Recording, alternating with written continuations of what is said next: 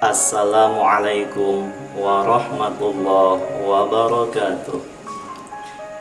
Para pemirsa yang dirahmati Allah, syukur alhamdulillah Allah masih terus memberikan kesehatan dan masih terus memberikan kesempatan kepada kami, tim pencari tahu sejarah Jamaah Tapak Sancang, untuk membuka sejarah-sejarah yang masih diselimuti misteri tentang keberadaan sejarahnya. Dan konten yang kedua kami ini masih dalam suasana cerita sejarahnya Tanah Banten Tercinta, yang melanjutkan konten kami yang pertama. Di konten yang kedua ini menjelaskan tentang 4 nur yang dibaca oleh Sultan Hasanuddin di puncak Gunung Arjuna, dan tulisan yang ada di selembar daun jati pemberian dari Buyut Aji Malela.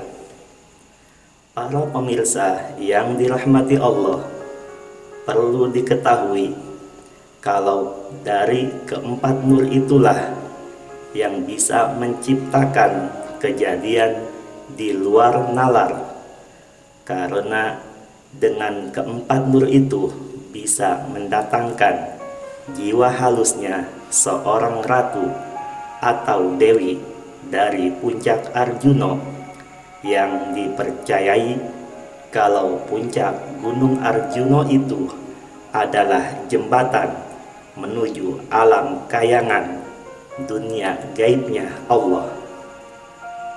Apakah keempat nur itu? Nur yang pertama adalah nur jat, nur yang kedua adalah nur sifat, nur yang ketiga adalah nur cahaya, dan nur yang keempat adalah nur gaib. Dari keempat nur itu memiliki sumber kehidupan yang ada di alam dunia fana, dan tulisan yang ada di atas selembar daun jati itu adalah rangkaian suatu doa yang ada di surah Al-A'raf, yang dari keistimewaan surah itu Sultan Hasanuddin mendapatkan bantuan gaib sampai Banten yang sulit menjadi cemerlang berkah sandang pangan loh jinawi. Singkat cerita, Banten berkah karena di Banten ada 4 nur, atau memiliki 4 nur sumber cahaya kehidupan. Dengan melalui nur itulah Sultan Hasanuddin mendapatkan bantuan gaib dari puncak Gunung Arjuna. Singkat cerita, Banten menjadi makmur. Pada saat itu pula Banten mendapatkan ujiannya. Kembali dengan adanya wabah penyakit yang sengaja dikirim oleh seseorang melalui kekuatan ilmu sihirnya, sehingga pada saat itu masyarakat Banten terserang wabah, dan tak satu pun yang bisa mengusir dan membebaskan Banten dari wabah.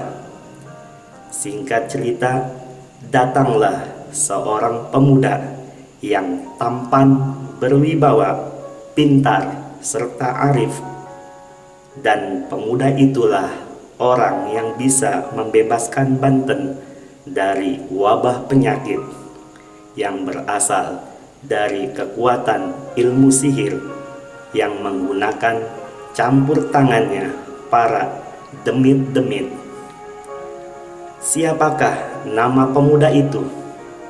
Beliau adalah Aryadillah, putranya Sultan Hasanuddin, yang datang dari puncak Gunung Arjuna atas perintah ibundanya untuk membebaskan Banten dari wabah, dan selain tugas itu, bundanya pun menyuruhnya untuk mengingatkan Sultan Hasanuddin kalau di atas puncak Gunung Arjuno ada bibit keturunannya, dan Pangeran Aryadillah pun diangkat menjadi panglima tertinggi Kesultanan Banten. Dan tentang sepak terjangnya, lihat di konten kami yang awal tentang sejarah Pangeran Aryadillah dengan burung tekukur bergelung nyambung. Para pemirsa yang dirahmati Allah, itulah sekilas tentang sejarah Banten dan Gunung Arjuno dan 4 mur di tanah Banten. Dan wafatnya Pangeran Aryadillah itu ngahiang atau muksa kembali ke alam dunia kayangan ibundanya bersama-sama 2 putri Eyang Adipati Ukur yang sampai tutup umurnya di puncak Arjuno. Sedangkan keramatnya Pangeran Aryadillah yang banyak diziarahi itu adalah makom karomah ilmu beliau yang luar biasa. Mohon maaf lahir dan batin bila mana ada kekurangan atau kesalahannya dari apa yang kami sampaikan ini. Akhirul kalam, khul ma sofa, da' ma kadar, wallahu a'lamu bishawab, wa ilaihil marji'u wal ma'ab. Wassalamualaikum warahmatullahi wabarakatuh.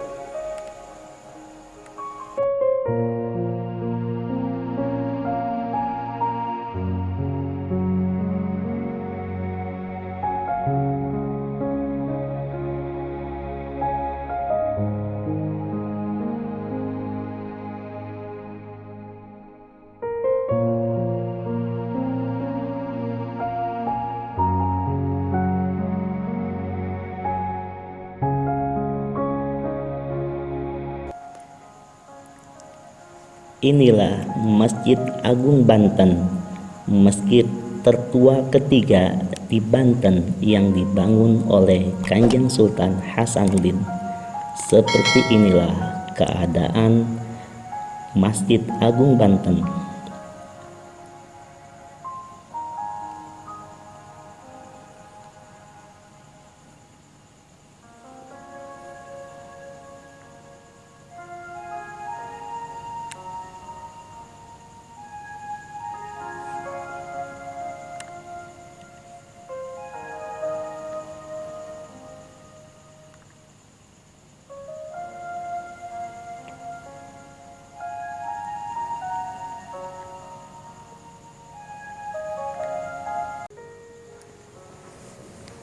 Para pemirsa yang dirahmati Allah, inilah makam Buyut Santika yang berada di hutan Cimahi ujung kulon. Dan seperti inilah suasana keadaan hutan Cimahi. Buyut Santika merupakan salah satu danghyang atau buyut Banten.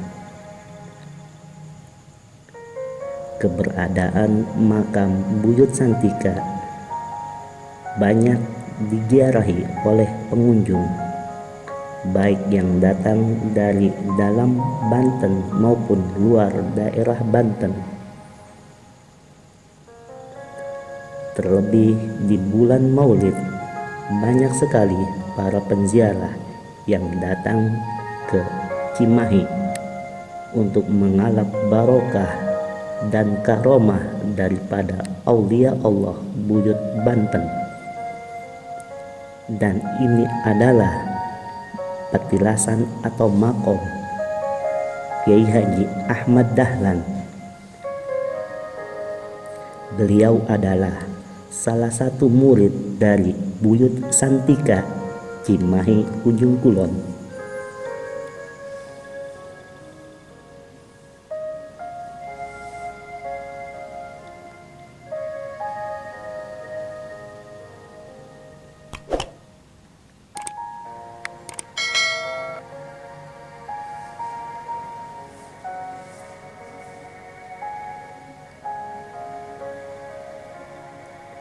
Hutan Cimahi termasuk kawasan Taman Nasional Ujung Kulon.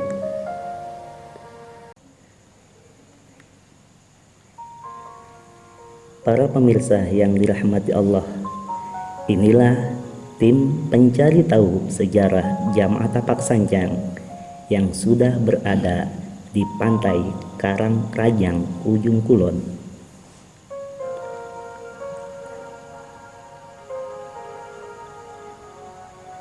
Perjalanan tim pencari tahu sejarah Jamaah Tapak Sanjang menuju Gua Sangyang Sirah masih jauh karena baru sampai di pantai Karangrajang.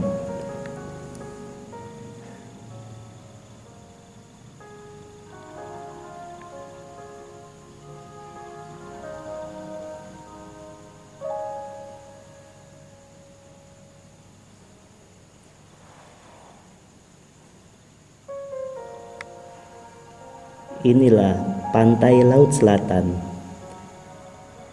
Selanjutnya tim Jamaah Tapak Sanjang menuju atau melanjutkan perjalanannya kembali menuju Gunung Sangyang Sirah.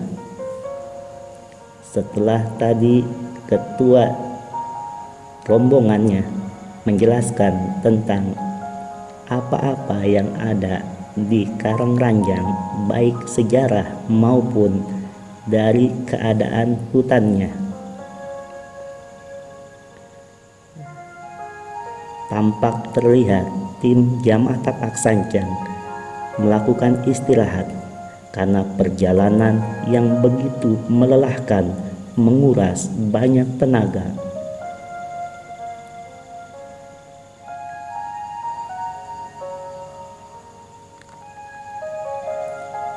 Seperti inilah keadaan jalan menuju Sangyang Sirah. Menembus hutan, menelusuri pantai, menaiki bukit dan gunung untuk mencapai Gua Keramat Gunung Sangyang Sirah.